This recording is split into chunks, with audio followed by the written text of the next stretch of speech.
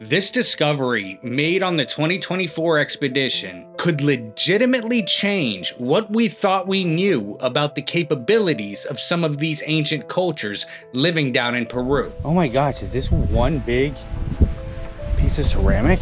Nothing like it has ever, and I mean ever, been found in South America. The ceramic vessel was almost as wide as my wingspan, so it's almost 6 feet long.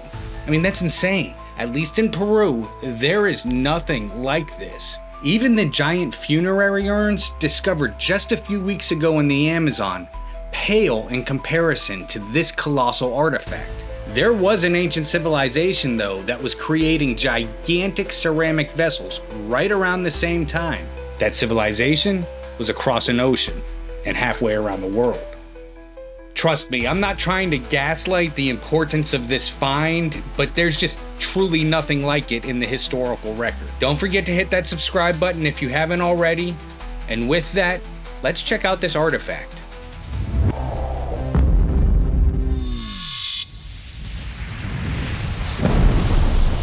During one of my explorations into the Nazca Deserts of southern Peru, I came across something that continues to bewilder me. I was exploring this site here you can see on Google Earth, and to me it looked like there were innumerable structures buried underneath these sands, so I decided I should check it out. The drone verified that there is an enormous series of complexes that have been overtaken by the sands in this desert region. I was in the Paracas, Nazca region of southern Peru.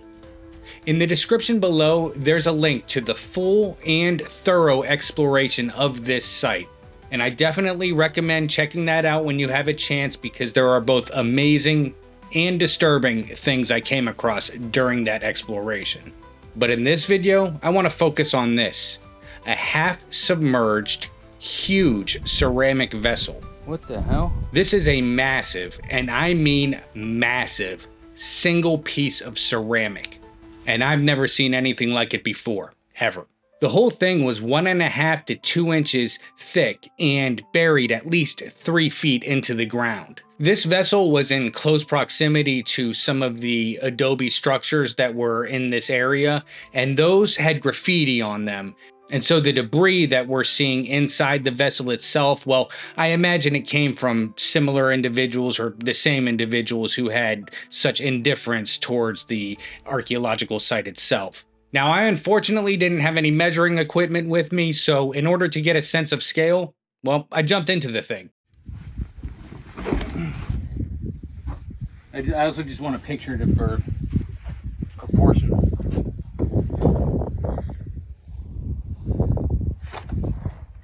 I'm 5'11", and as you can see, the ceramic vessel was almost as wide as my wingspan, so it's almost 6 feet long. I mean, that's insane. I've scoured through archaeological records and I've combed through museum exhibits to see if I could find anything comparable that would speak to something of this magnitude, and I'm truly at a loss because, at least in Peru, there is nothing like this.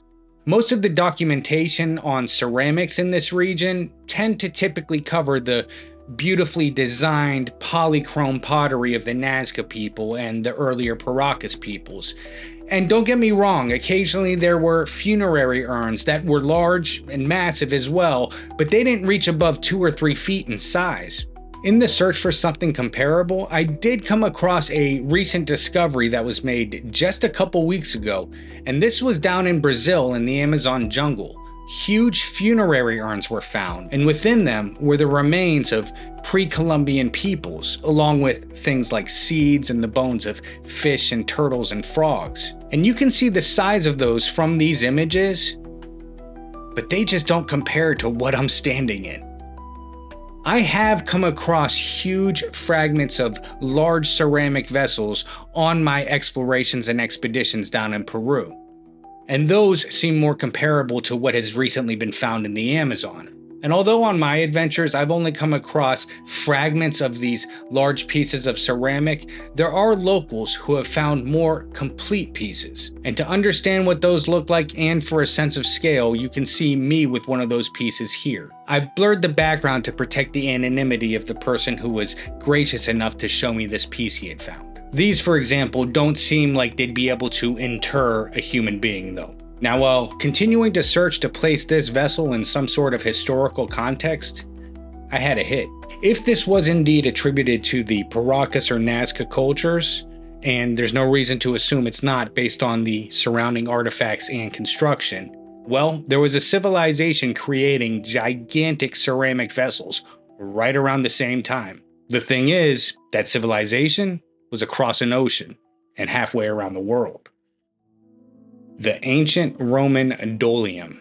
Dolia were massive pieces of ceramic that were often as tall or larger than a full person. They were used primarily for storing and fermenting food and liquid, things like wine, olive oil, or grain. And because they were so large, they were often partially sunk into the ground.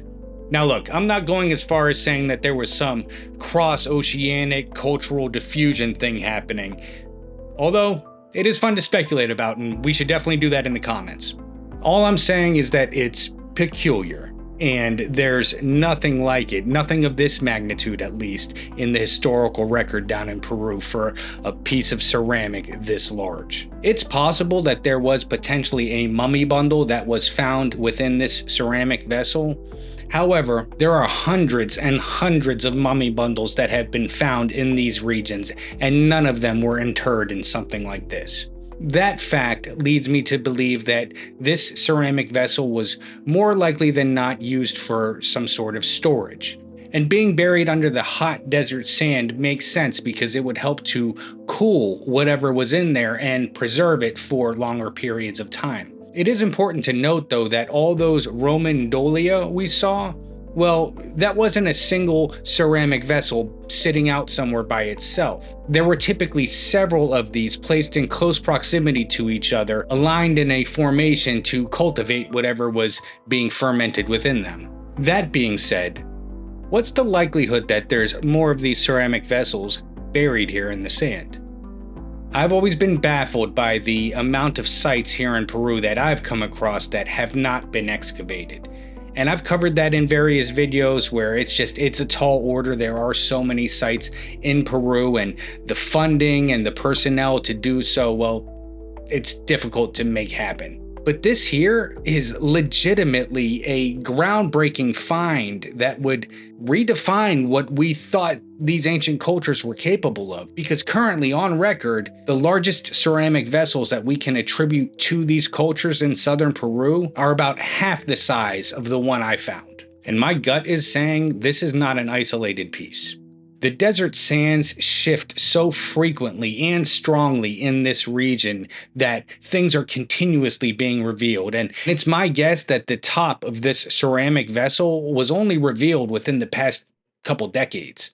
We could wait for the sands to shift again and reveal more, or they could end up covering more, but we run the risk of agricultural development and continued looting to disrupt archaeological finds like this that actually might make a huge difference in the historical record. Or we can go looking for things, especially when there's the evidence that there's something there, like this. And at least that's what I plan to do, to continue searching, documenting, noting these locations in order to investigate them further when the time is right and the right resources are made available.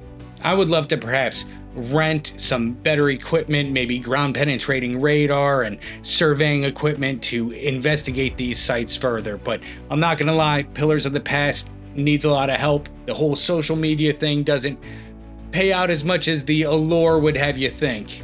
All that being said, Pillars of the Past is planning a 2025 expedition for the end of this year to go back to Peru to even harder to document locations and to circle back to locations like this, hopefully with better equipment and better tools to investigate these sites. If you're in a position to help support that mission, again, every little bit helps, even if it's a cup of coffee. There's a GoFundMe and it'll be linked in the description below. Of course, you can contribute anonymously, but if you choose to put your name on a contribution, well, it'll appear in the credits of a future video from the work that's done during this next expedition. Just one of the many ways I plan on saying thank you.